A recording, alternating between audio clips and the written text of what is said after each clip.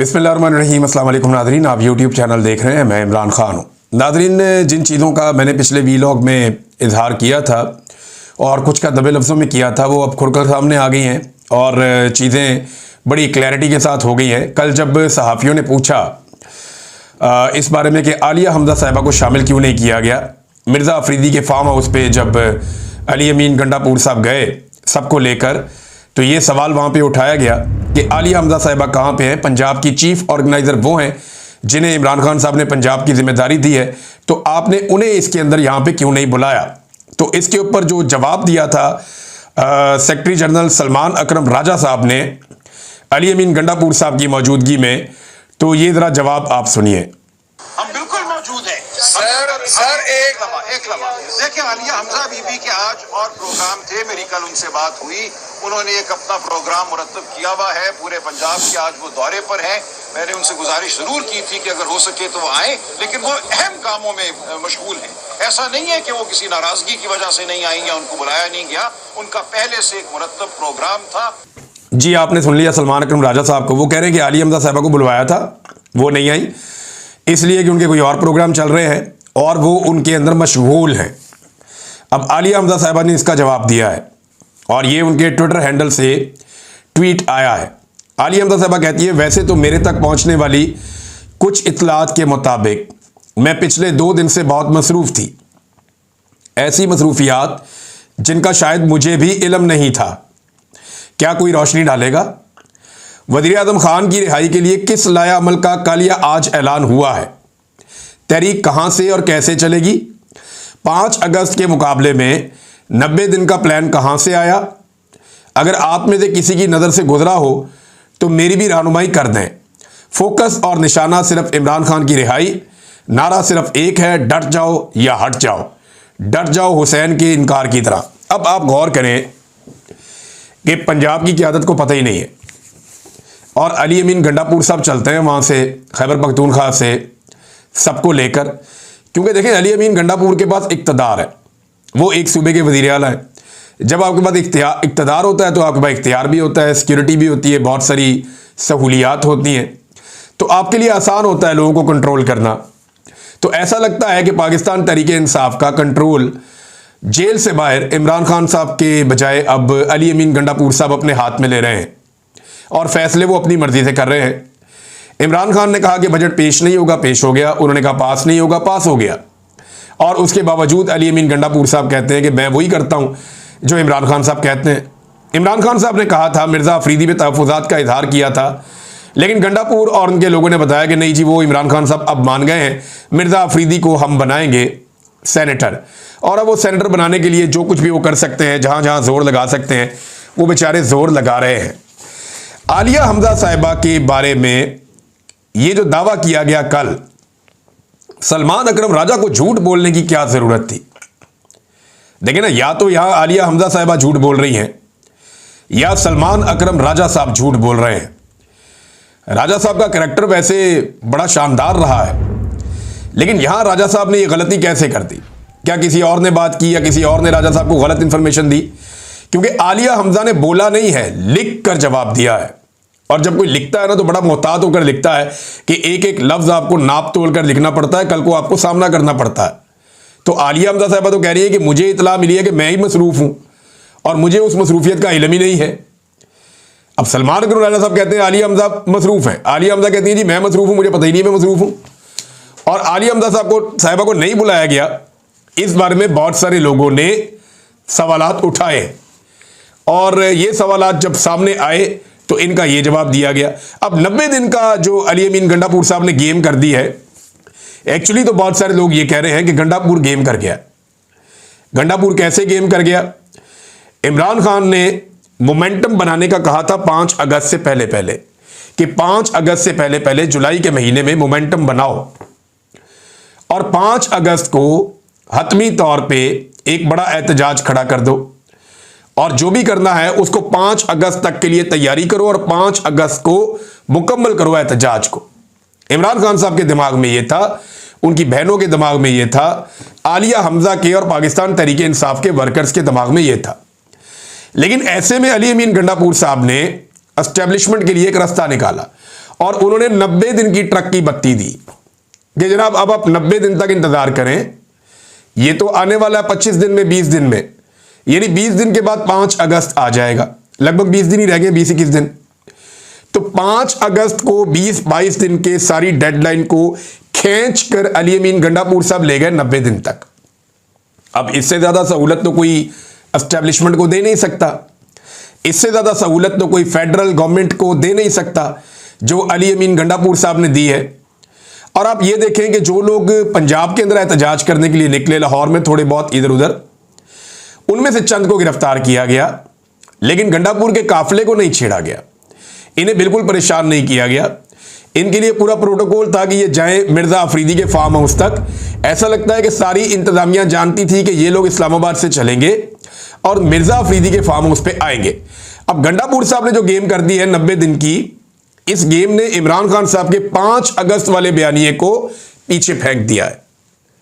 यानी सिंपल तो यही है ना, देखिए इमरान खान कह रहे हैं कि जी 5 अगस्त को निकलना है और 5 अगस्त को आपने फाइनल एहतजाज बड़े पैमाने पे जबरदस्त तरीके से आपने करना है, एक तहरीक खड़ी करो और मोमेंटम बनाओ 5 अगस्त तक के लिए, क्योंकि 2 साल मुकम्मल हो रहे हैं।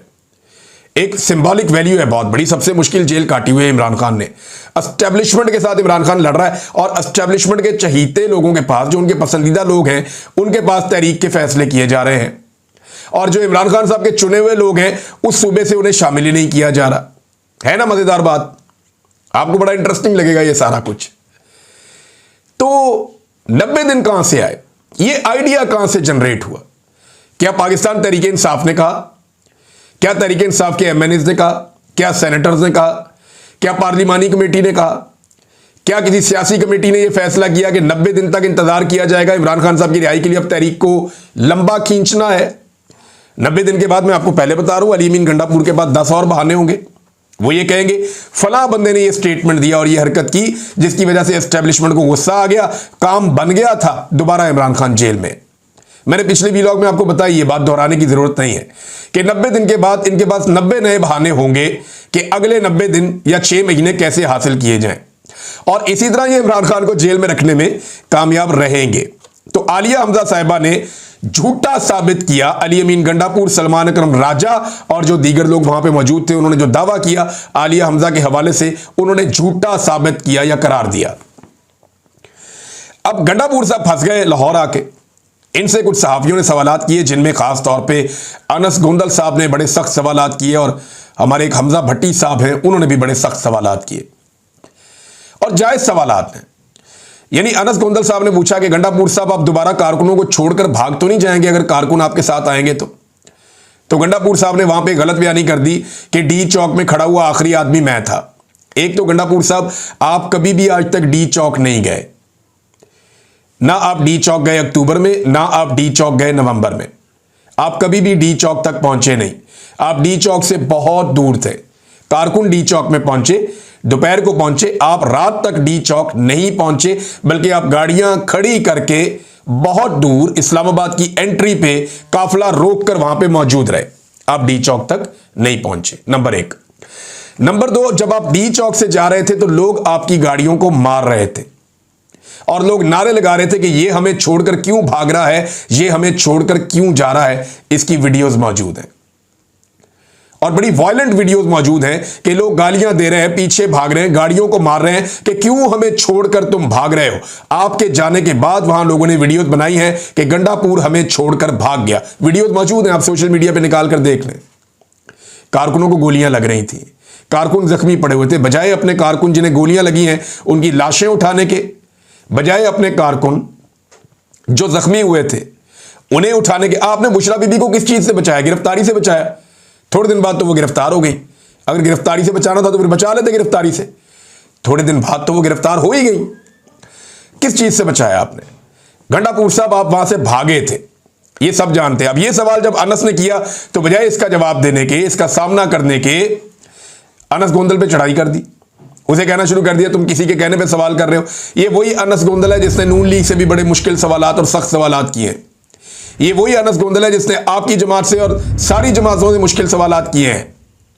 तो आज ये बुरा हो गया, जब ये उधर जाके सवाल करता है तो ये अच्छा होता है, जब इधर सवाल करता है तो बुरा हो जाता है। आप टारगेट करेंगे इसको।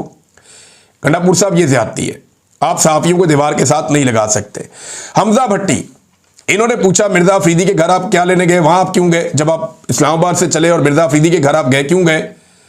भाई एक सवाल है सहाफी का, आप बता देते कि हम इसलिए गए कि वो हमारी पार्टी का बंदा है, या हमें बड़ा पसंद है, या उसके पास पैसे हैं, या उसका फार्म हाउस बड़ा है, या हमें वहां सिक्योरिटी मिल रही थी, या हम वहां पे ज्यादा मुतमईन थे, या वो ज्यादा पैसे खर्च कर रहा था। कोई एक बात तो आप कह देते ना। सहाफी ने आपसे सवाल किया कि आप मिर्जा अफरीदी के घर क्यों गए, ये सवाल पूछा था। उसका जवाब पता क्या दिया गंडापुर साहब ने? आप जबान चेक करें तो और हम आपके घर आ जाते। वैसे कितनी बेशर्मी और ढिठाई है कि एक वजीर आला के ओहदे के ऊपर बैठाया हुआ शख्स, जिससे ये तवक्को की जाती है कि वो अपनी जबान का सही इस्तेमाल करेगा, वो ऐसी घटिया और गंदी जुबान इस्तेमाल कर रहा है। इसका मतलब भी समझना हो कि तुम्हारे घर आ जाते और हम। हद हो गई यार। वैसे इंसान को बोलने की तमीज होनी चाहिए। आप लाहौर में मेहमान आए और लाहौर के लोग आपसे जब सवाल कर रहे हैं, और सहाफी का काम है सवाल करना, आप चढ़ाई कर देते हैं सहाफियों के ऊपर, आप बदतमीजी शुरू कर देते हैं। ये नहीं, जो चीजें हम मरियम नवाज को करते हुए देख रहे थे, जो चीजें हम ये इनको करते हुए देख रहे थे दूसरी जमातों को, वही चीजें अब गंडापुर ने करना शुरू कर दी हैं। भाई आपके पास जवाब नहीं, आप नो कमेंट कह देंगे, आप कहें मैंने प्रेस कॉन्फ्रेंस ही नहीं करनी। 90 दिन की कहानी दोबारा आप कौम को एक नई सुनाई गई है गंडापुर की जानिब से, और लोग ये कह रहे हैं कि गंडापुर गेम कर गया।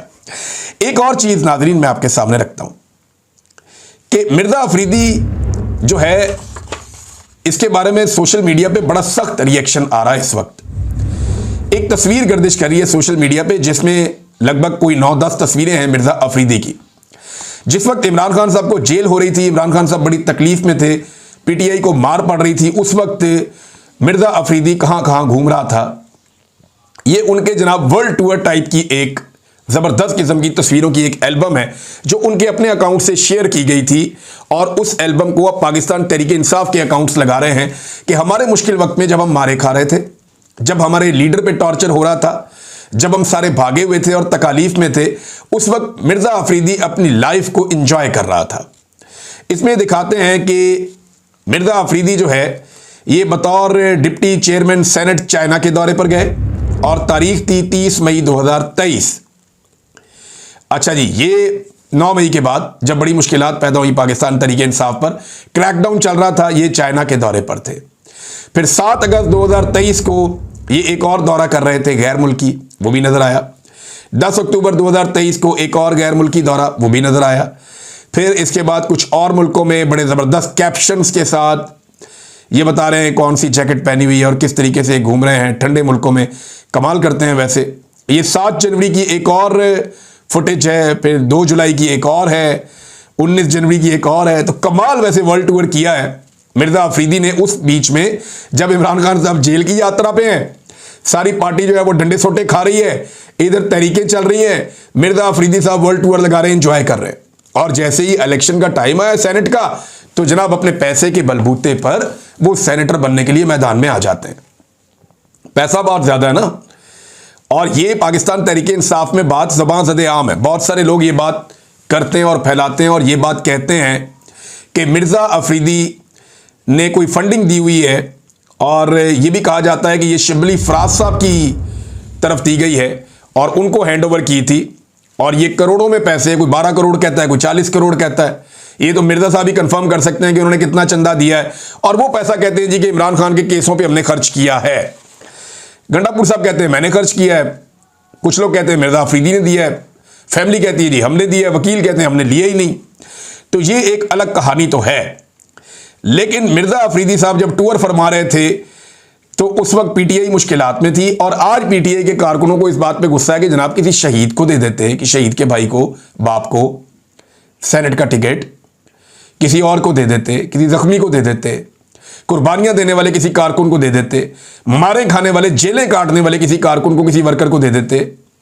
जरूरी तो नहीं था कि एक सरमायाकार को देना है। और जिस तरह गंडापुर साहब इसके फार्म हाउस पे जो हाजिरी दी है गंडापुर साहब ने सारों को लेकर, तो इससे यह लगता है कि बेहतरीन एमपीएस जो है वो इनको फराम किए जा सकते हैं आने वाले दिनों में।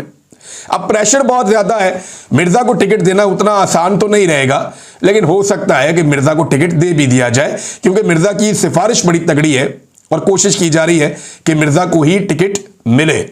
नाजरीन, ये जो एक चचा जिसने गालियां वालियां दी थी और बड़े सख्त अल्फाज बोले थे, जब वो बारिश के अंदर बेचारा ट्रेवल कर रहा था, बड़ी मुश्किल में था, तो तो उस वक्त जज्बात इंसान के कोई और होते हैं, तकलीफ में है ना, और वो अपनी तकलीफ के लिए हुक्मरानों को जिम्मेदार समझता है।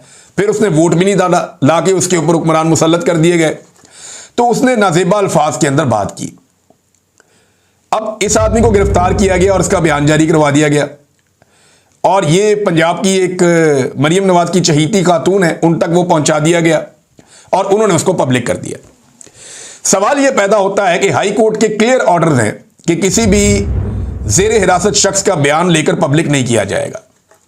यानी आपने हथकड़ियों में डाल के किसी आदमी से आप कुछ भी कहलवा दें, अदालत की तरफ से इसकी ममानियत है और ये गैर कानूनी है, और ये गैर कानूनी हरकत पुलिस की जानिब से की गई है, इस पर तो इंक्वायरी होनी चाहिए।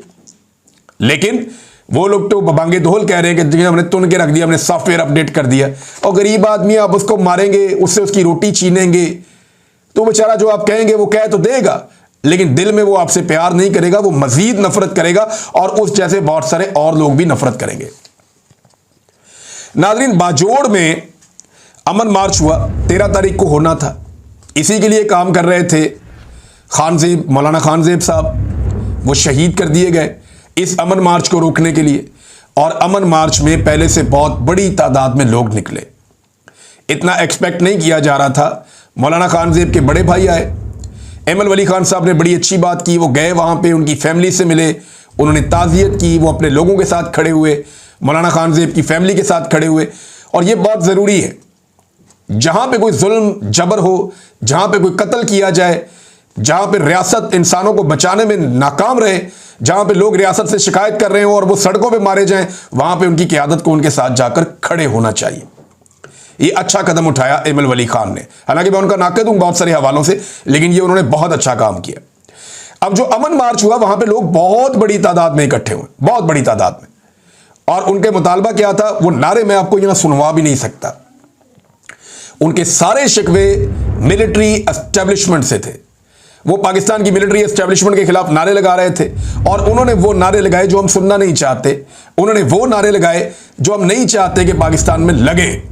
लेकिन रियासत पाकिस्तान लगातार अपने आप को एक गड्ढे में फेंकती चली जा रही है, और एक के बाद एक नए ऑपरेशन से किसी किस्म की कोई कामयाबी आज तक हासिल नहीं हुई।